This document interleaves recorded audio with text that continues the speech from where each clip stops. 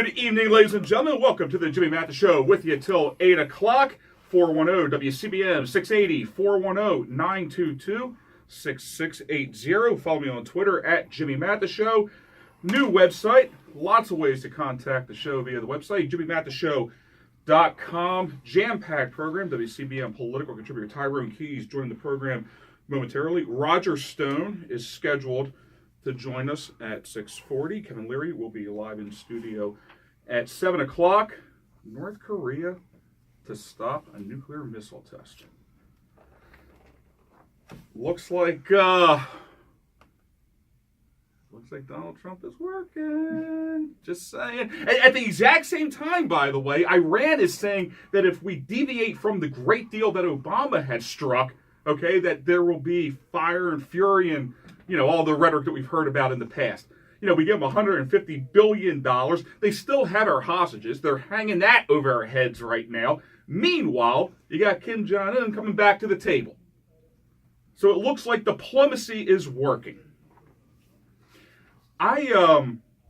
Politics does not upset me. I don't get into heated political debates for the most part. Something happened the other day that I heard. I originally read this actually on Drudge Report. Remarks that Baltimore State Police Commissioner Daryl DeSua made, and my blood boiled. I got to give a little bit of context to this. I was no fan of Commissioner Anthony Batts.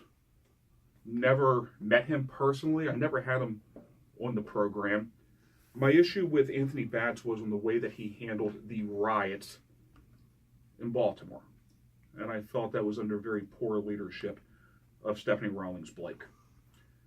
And back at my old home, can I call my old home what my old home was? Why does nobody do that? When I was at WBAL for 10 years, I said that I thought Anthony Batts should be fired or should resign, that he was not fit for the job. When he was taking selfies with rioters, with the people that were protesting, I said, you are putting the kindling in place for this thing to erupt. But you got to go way back now, ladies and gentlemen. This is pushing 4 years now. The protest in Baltimore that originated out of a sign of solidarity for the death of Michael Brown in Ferguson. That's where all this started. Before Freddie Gray was a household name, Anthony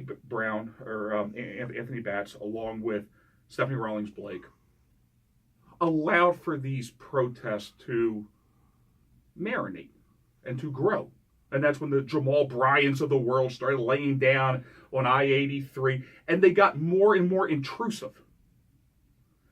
And in all fairness, Stephanie Rawlings Blake, the mayor at the time, thought that the best way to diffuse the situation was to appease the situation. Of course, that never works. Commissioner Batts went along with it, and I said, you are putting that, nobody knew about Freddie Gray. Nobody knew that was going to happen, but I said, you're putting the pieces in place for bad things to happen. Then, of course, the death of Freddie Gray, and the rest is history. And everybody, minus Marilyn Mosby, lost their job. The mayor lost her job. The police commissioner lost his job. Marilyn Mosby won't be re-elected. You can take that to the bank.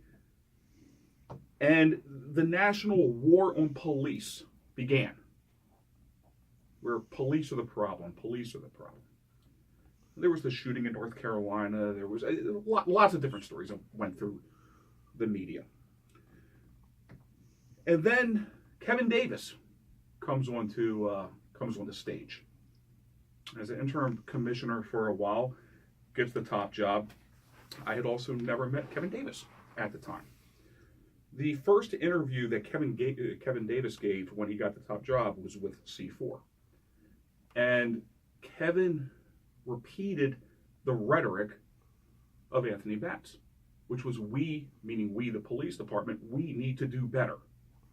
We need better training. It's our fault. And I went on the air at the time on a very highly rated talk show, and I went off on the commissioner.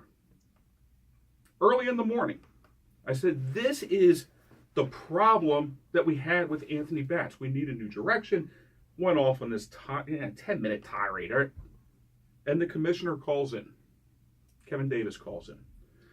And that began what led to a very healthy relationship with Commissioner Davis that lasted for almost 2 years. And Commissioner Davis changed his tone. One of the criticisms of Commissioner Davis was he wasn't a cop's cop. You know, the soldiers, those that were in the trenches, never really related to the guy. That was the criticism of Kevin Davis. And in all fairness to Commissioner Davis, he came in under pretty trying times.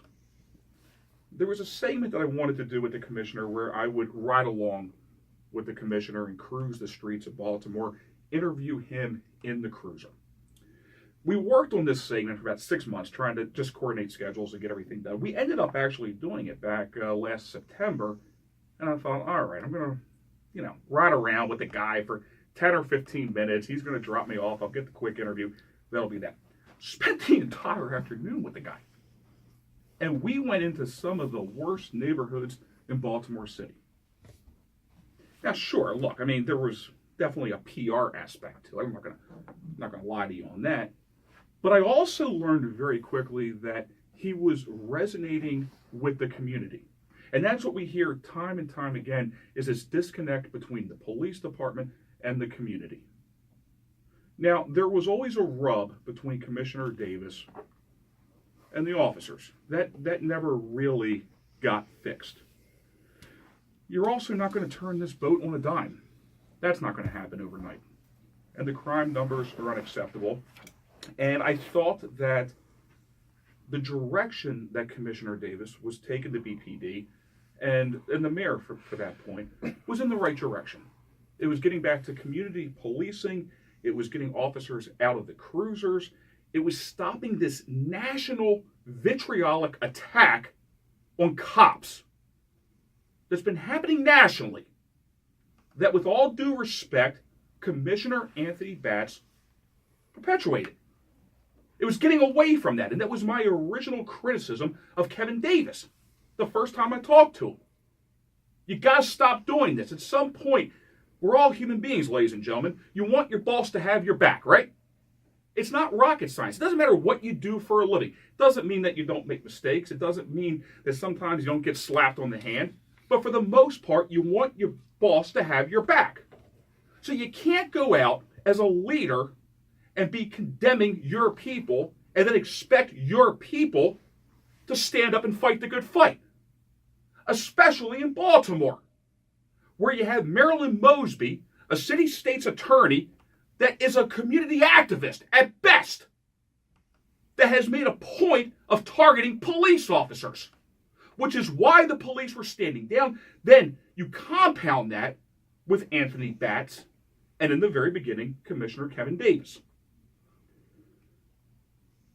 So Kevin Davis never became the cop's cop, but I do think that he was taking the city in the right direction. Now, listen, you're not going to solve the problems of any major U.S. city via policing or via legislation. It's not going to happen. And when you try to do that, you go to what we dealt with here in 2005 when Martin O'Malley was mayor, zero tolerance and mass incarceration. And I don't think, I'm no fan of Martin O'Malley. I think he was trying to do the right thing. I do. Crime was out of control, but he overcorrected on the course. So I thought everything that Kevin Davis was doing was heading in the right direction. There were things that the commissioner at the time, we kind of, rubbed on. I didn't agree on everything, but I thought for the most part, him and the mayor were trying to take the city in the right direction. But as Ron Smith said, you can't take the politics out of politics. And the crime numbers in Baltimore City were unacceptable. So I guess you needed a fall guy. That fall guy was Kevin Davis. And the mayor fired him a couple months ago. I thought that was a mistake. And I remember sitting in studio listening to Daryl D'Souza on his press conference. Didn't know a whole lot about the guy. I did my homework on him. Guy has pretty much climbed the ladder. He's served every position there is. He is a cop's cop. Seems like a good guy.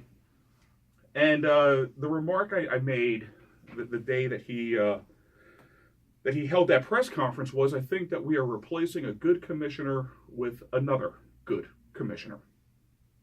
Again, I didn't know a whole lot about DeSouza. It seemed like he would be a good commissioner. I give this setup, ladies and gentlemen, because I come back to the commissioner, the top cop, has to have the back of his troops. And the one thing that I thought this new commissioner may bring to the table was the void that Kevin Davis always had. Commissioner Davis, with all due respect, never had the respect of his men. He never had that. And you're not going to get that overnight. And all the goodwill that you can generate, there's some things he just can't create immediately. And one of those is the goodwill of your men. So I thought this was a premature decision by the mayor. I understand the political reasons for doing it. And again, I thought you're replacing a good commissioner with another good commissioner. Look, maybe I'm a little biased in this because I got to personally know Kevin Davis over the years. I like the guy. I do. I thought his heart was in the right place. And I gained a lot of respect for him when I did that ride along for hours after we stopped rolling tape. Going into these neighborhoods, and I saw the interaction between the community and a middle-aged white police commissioner. Thought that was heading in the right direction. Then I'm perusing Drudge Report yesterday, and I hear Commissioner DeSouza at a rap concert. This is Eric B. and Rapkin, which I gotta tell you, I like hip-hop. I'm not familiar with it. This sounds like a little old school. I actually, in the name of show prep, listened to some of their jams, and they have a new fan. The mayor and the commissioner were there before the group took the stage. The commissioner addressed the audience.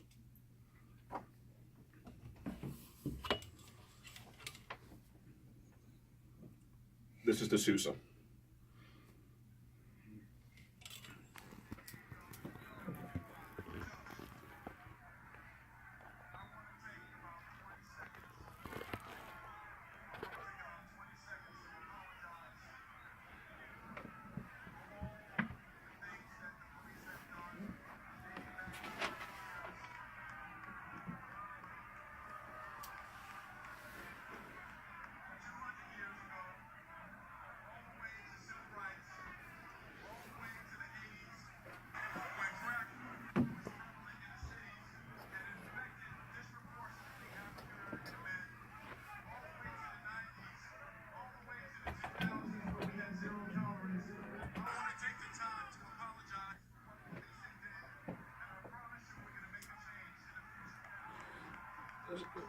Hold on one second.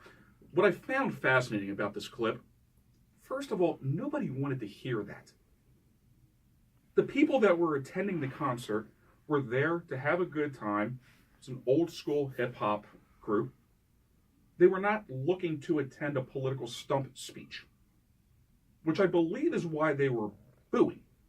They weren't booing the cops. And I gotta tell you, I have to question why Catherine Pugh was at this. See, the point of this speech, and I played pretty much the entire thing, ladies and gentlemen, and we'll play it again on the other side, was to throw the police under the bus. It's that simple. There's no other reason to do that. Now, look, let's just lay our cards on the table. You're going to a black hip-hop concert to say that the cops suck as police commissioner. That's the point. Which they're booing you because they're like, can we start the show? Now the mayor and the commissioner, maybe they thought that was going to get out. It was recorded off of a cell phone camera. What's your end game in all this? When you look at the murder rate, when you look at the shootings, the homicide number, where it is right now in the city, when you look at the distrust between the police department, between the government and the city, what is your end game in all this? Now, again, I thought Darryl DeSouza, the one thing he was going to bring to the table was to rebuild the relationship, not between the police department and the community. Kevin Davis was already doing that, to rebuild the relationship between the top brass and the officers. How the hell does that do that? How does that do that? When that is now national news. When the top cop is saying, we are the problem. And that's what he's saying. We're the problem. Not just the problem over the last 15 years. I mean, he's going back 200 years ago. Then I have to ask the question, sir, what do you bring to the table? Because you haven't put a whole lot of meat on the bone on exactly what your strategy is. When you listen to his original press conference, it sounds like he wants to go back to 2005 police tactics. And he's definitely going back to Anthony Batt's rhetoric. And I am sorry, shame on the mayor for standing next to him. Better figure this thing out, guys, okay? I'm telling you, okay? It was a political mistake to get rid of Kevin Davis. Fine. You know what? You've already slaughtered that lamb. Should have held on to that one for a little while. And now you have your commissioner is all over national news throwing the entire BPD under the bus. For what gain? I have brought this point up time and time again to Kevin Davis. When you demonize the entire profession, how are you going to recruit that next generation of officers? This is exactly what I'm talking about. No, see, everybody wants to be a fireman. You want to be in the military. You want to serve a greater good. You want to believe that your public service has honor to it.